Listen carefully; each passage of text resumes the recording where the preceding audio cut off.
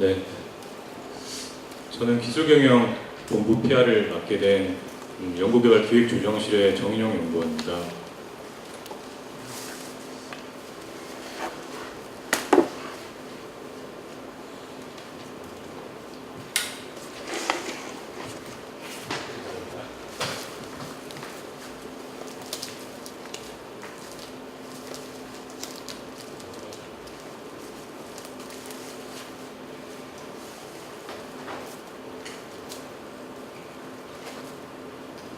제가 현재 제 자신을 좀 소개드리기 전에 제가 이제 자기소개 관련된 여러분들과 같이 구직자였을 때 경험을 간단하게 공유드리면서 시작을 하려고 합니다. 제가 이제 구직 초기 때 취업 준비를 할 때가 2009년도 하반기였고요. 그때 금융위기가 터져가지고 이제 저도 한 20군데, 30군데 정도의 지원서를 넣었어요. 물론 지금과는 구직 환경이 많이 다르겠지만 제 선배들에 대비해서는 상당히 많이 넣었던 편이었습니다. 그래서 운이 좋게도 한 세 군데 회사에서 1차 면접에 대한 기회를 초기에 얻었어요. 그래서 제가 이제 자기소개와 면접을 준비하면서 가장 먼저 했던 것이 이제 제가 가지고 있는 요소들을 한번 정의해 본 거고요. 그게 이제 학점, 영어 점수, 제가 전자공학과다 보니까 전공 프로젝트에 대한 경험들, 그런 요소들 뽑아내봤습니다. 그리고 그 안에서 제가 어필할 수 있는 키워드를 한번 정의해봤어요. 그 키워드가 이제 학점으로는 전공이 좀 우수한 편이었다. 그리고 영어 점수는 공대생 치고는 상대적으로 영어 점수가 나쁘지 않은 편이었기 때문에 글로벌 역량이라는 키워드를 뽑아내봤고요.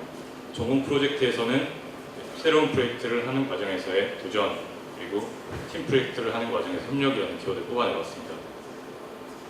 그래서 자기소개는 대충 이렇게 했어요. 저는 전공과 글로벌 역량을 가지고 있고 도전과 협력의 역량을 가지고 있는 지원자 누구누구입니다. 그리고 이제 그런 키워드들을 최대한 이제 면접에서 어필을 하려고 했죠. 근데 결과는 이제 3번의 면접에서 모두 탈락을 하게 됩니다. 그래서 저는 이제 첫 번째 탈락했을 때는 그 회사가 저와 합이 잘 맞지 않겠구나라고 생각을 했었는데 3번 정도 떨어지다 보니까 이제 제가 자기를 정의하고 면접에 임했던 내용들이 콘텐츠가 뭔가 잘못됐구나라는 인식을 하게 돼요. 그래서 문제점들을 한번 분석해서 생각을 해보니까 제가 너무 많은 키워드들을 한꺼번에 얘기를 하려고 하고 있었던 거였던 것 같습니다. 면접 시간이나 자기소개를 할 수 있는 시간들이 되게 한정되어 있는데 제가 너무 많은 키워드들을 얘기하다 보니까 저의 장점들이 단순하게 나열되는 것에 불과하게 되더라고요. 그러다 보니까 이러한 장점들을 구체적으로 백업할 수 있는, 지지할 수 있는 그런 근거가 부족했고요. 그래서 저는 제 자기 자신을 정의하는 것을 한번 새롭게 이제 정의하고자 하는 방향으로 전략을 바꿔봤습니다. 그래서 저는 이제 학부 기간 동안 제가 동일한 이런 요소들로 초기부터 말기까지 학점과 토익 점수들, 영어 점수들은 점수가 좀 올랐고요. 전공 프로젝트 같은 경우는 실패를 통해서 좀 얻어낸 그런 결과물도 좀 있어가지고 제가 성장이라는 키워드로 제 자신을 새롭게 정의를 했습니다. 그렇게 정의를 하다 보니까 제가 3자가 봤을 때도 제 자신이 누구인지 명확하게 각인화될 수 있고 이미지가 될 수 있더라고요. 그리고 자기소개를 할 때도 저는 성장한 누구입니다. 그리고 그 뒷단의 공백 부분에서는 저의 장점들을 정량적으로나 정성적으로 이런 똑같은 요소들로 이제 백업할 수 있게 되더라고요. 그 이후에 제가 좀 놀랍게도 이제 10여 회 면접 기회를 더 추가적으로 얻었었는데 사실 단 한 번도 안 떨어지고 다 붙었거든요. 그래서 이 자기 정의를 어떻게 하느냐가 상당히 중요한 요소라고 생각이 듭니다. 저는 이제 좀 자신을 대표할 수 있는 하나의 키워드로, 대표 키워드를 자신하고 정의를 해보시고요. 그리고 이 대표 키워드를 지지할 수 있는 정량적이나 정성적이나 또는 이제 경험적인 근거들을 좀 스토리텔링을 통해서라도 준비해보는 게 어떨까라는 생각이 듭니다. 네, 그럼 현재 제 자신을 좀 소개해드리겠습니다. 저는 10년도 초반에 전자센터로 처음에 발령이 났고요. 전자제어기와 차량 네트워크 설계를 했습니다. 엔지니어로서. 만 3년을 꽉 채우고 제가 이제 특허 업무를 하게 됩니다. 현재 있는 팀으로 발령이 됐고요. 지적재산 업무를 하게 됩니다. 그리고 작년부터 새롭게 이제 국제표준 업무라고 해서 새로운 업무를 기획하고 있습니다. 근데 제가 이 과정에서 이제 다양한 직무들을 하게 됐고요. 이러한 직무들이 변화할 때마다 내가 과연 잘 할 수 있을까? 내가 이전에 했던 경험들이나 이력들을 버리고 가는 게 과연 맞을까라는 고민들을 하게 됐어요. 그때마다 제가 앞전에 구직 생활 때 정의했던 성장이라는 대표 키워드가 저의 커리어에서 강하게 작용을 하게 되더라고요.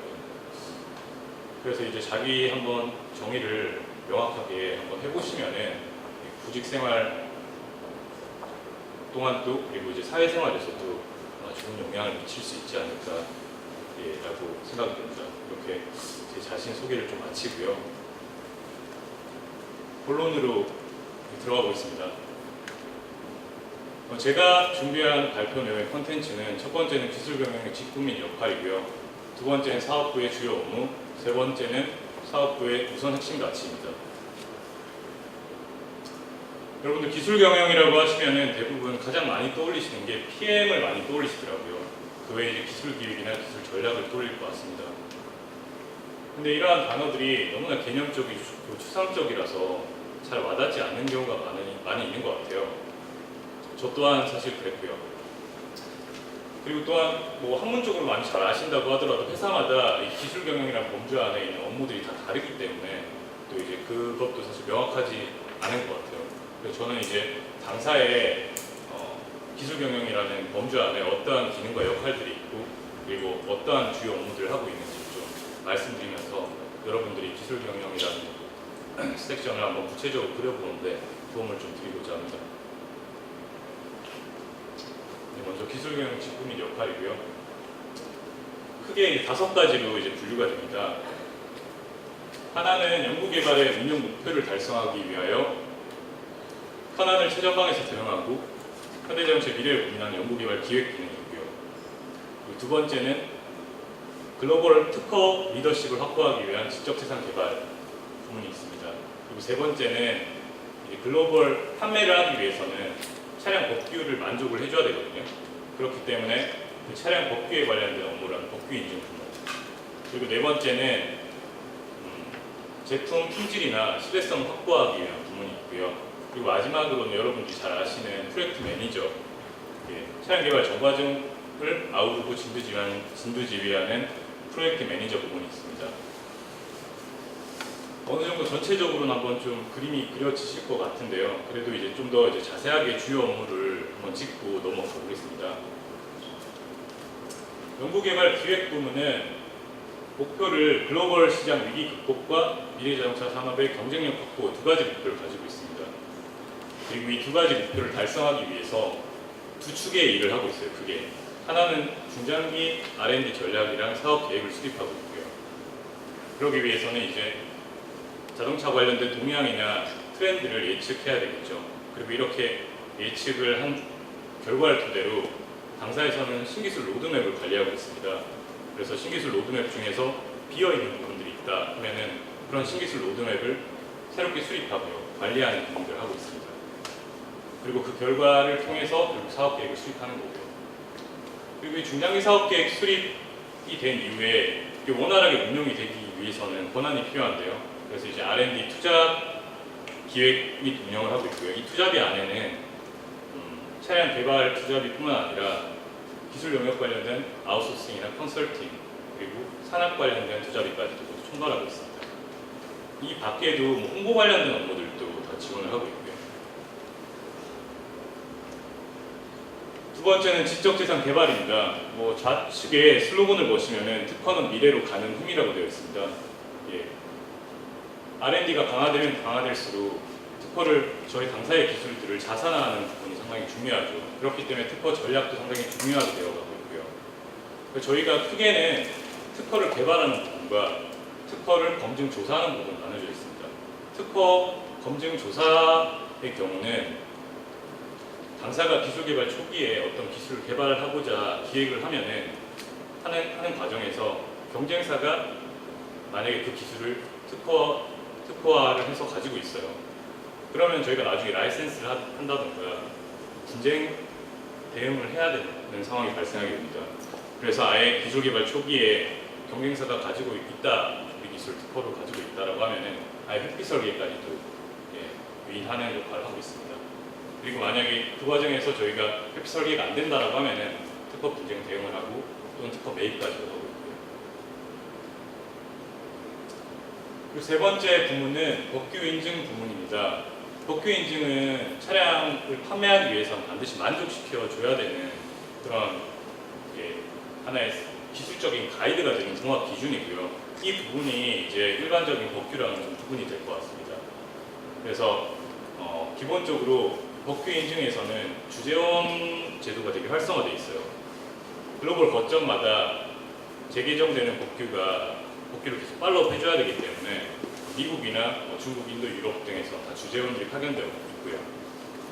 그리고 최근에는 자율주행이나 승용차 개발이 활발하게 되고 있기 때문에 이제 이런 안전 환경에 대한 취득 인증 법규도 재개정이 활발하고요. 그래서 더 중요한 이제 부문 중에 하나라고 생각이 됩니다.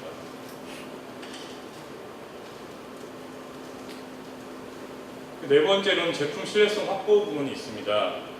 여기는 크게 이제 당사의 대외 품질 지수, IQS나 VDS 같은 경쟁력을 확보하기 위한 전략을 수립하고요.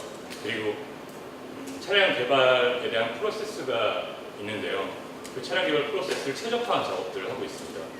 그리고 세 번째는 협력사에 대한 지원을 강화하는 전략들을 세우고 있고요.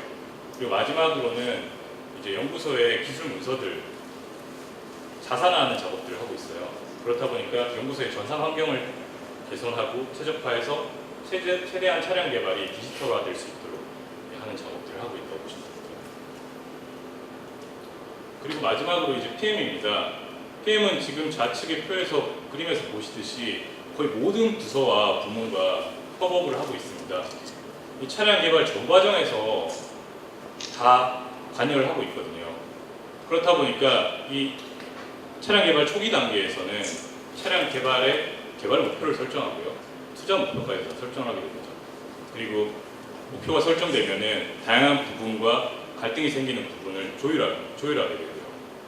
그 조율하는 과정에서도 품질이나 비용이나 판매 출시 일정들을 다 관리하면서 최종적으로는 이제 개발 목표를 만족시킬 수 있는 차량을 진두지휘한다고 보시면 될 것 같습니다.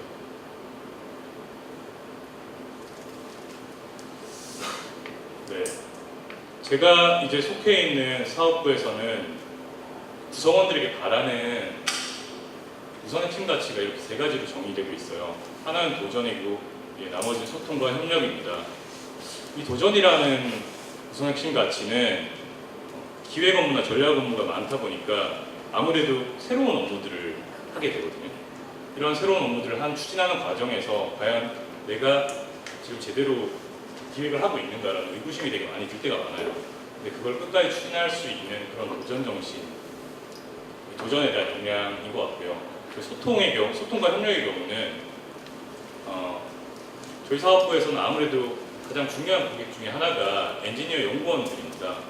그러다 보니까 엔지니어 연구원들이 기술적 언어를 통해서 소통을 하게 되는데 그 기술적 언어를 문맥적으로만 이해하는 게 아니라 이제 내포하고 있는 의미까지 이해를 하는 게 소통이라고 생각이 되거든요. 그러기 위해서는 기술적인 언어, 기술적인 뎁스를 저희도 같이 길러 나가야겠죠. 그래야지만 연구원들이 진짜 가려운 부분들을 끌어주고 지원해 줄 수 있는 업무들을 만들어 나갈 수 있다고 생각이 됩니다. 네, 지금까지 너무 딱딱한 얘기를 드렸는데요. 간단하게 좀 분위기를 편안하게 해서 자주 묻는 질문들에 대해서 제가 한번 정리를 해봤습니다. 기술 관련 경영 사업부에는 어떤 전공이 많나요? 제가 처음에 입사했을 때만 해도 산업공학이나 이제 기기공학 전공자들이 상당히 많았어요. 근데 최근 들어서는 차량이 많이 IT 전자화되고 환경차에 대한 이슈도 많이 있다 보니까 그 부분에 대한 기획 전략 업무들이 많이 중요하게 되었습니다. 그러다 보니까 전자 IT 전공자도 상당히 지금 현재 많이 들었고요. 경력 사원들도 많이 들어오고 있습니다. 그래서 현재는 뭐 이런 전공들이 골고루 분포되어 있다고 보시면 될 것 같고요. 일부 부분에서는 공학 전공자가 아닌 문과생들도 문과를 전공하시는 분들도 이제 계십니다. 자기개발을 지원하는 분위기인가요? 제가 있는 특허 조직에서는 해외 로펌에서 일하면서 연수할 수 있는 기회를 6개월씩 주고 있고요. 그 복귀 인증 쪽은 아까 말씀드렸듯이 해외 지원에 대한 업무가 제도화되어 있고 활성화되어 있어요. 그렇다 보니까 그런 자기개발을 되게 권장하는 분위기고요. 그리고 기술적인 덱스를 키워야 되기 때문에 기술에 관련된 교육들은 많이 지원을 하고 있는 편입니다. 야근이 잦지 않나요? 제가 타 사업부에도 있어 봤기 때문에 좀 말씀드릴 수 있지만 수요일, 금요일 같은 경우는 우정의 날, 가정의 날이라고 해가지고 충분히 다 정시 퇴근을 많이 권장하는 분위기고요. 나머지 요일에도 자기 업무가 특별하게 할 게 없다라고 하면 특별하게 눈치를 보지 않고 퇴근하는 분위기입니다. 인사하지 않고 그냥 퇴근하고요. 그래서 이 부분은 그렇게 걱정하지 않아도 될 것 같고요. 해외 출장 기회는 있나요? 해외 출장 기회는 엄청 많습니다. 네. 술을 많이 마시나요? 술 마시는 문화는 상당히 많이 바뀐 것 같아요. 이제는 조직 전체적으로 조직 전체가 회식하는 경우는 분기에 한 번 있을까 정도 되는 것 같고요. 그리고 술을 못 먹어도 절대 술을 권하는 분위기가 이제 아닌 것 같습니다. 그리고 마지막으로 근무지는 어딘가요? 여러분들 중에 기술 경영이라고 하셔가지고 양재 본사 근무를 좀 이제 희망하시고 기대하시고 있으신 분들 계실 것 같은데 제가 여기서 좀 깨드리겠습니다. 거의 대부분이 남양연구소에서 근무를 하고요. 제가 아는 한. 그리고 당연히 이제 연구원들과 소통을 많이 할 수 있는 그런 자리에서 근무를 하고 있습니다. 그게 이제 업무의 효율성에도 가장 좋고요. 네. 여기까지 제가 준비한 발표 내용은 끝이 났고요.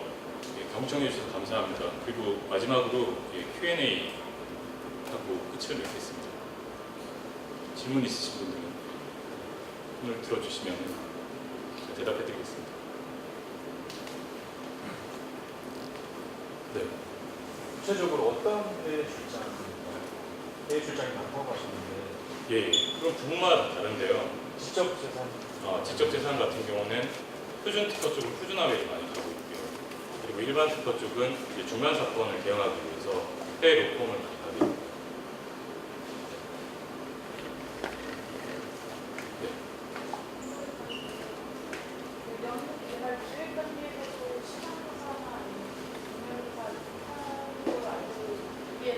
네, 맞습니다.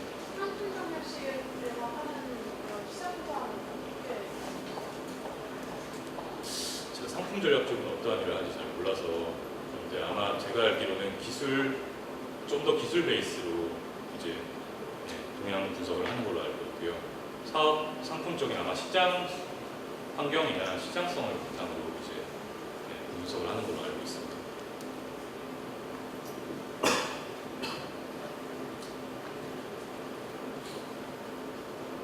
네, 또 다른 질문 없으실까요?